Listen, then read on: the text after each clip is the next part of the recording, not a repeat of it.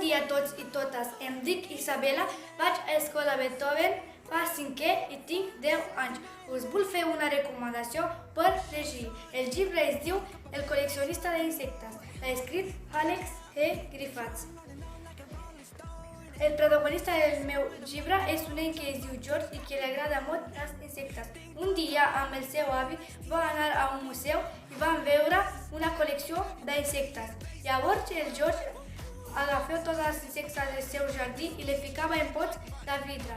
Al dia següent, el George anà a agafar més insectes, però per tot hi havia silenci i tristesa.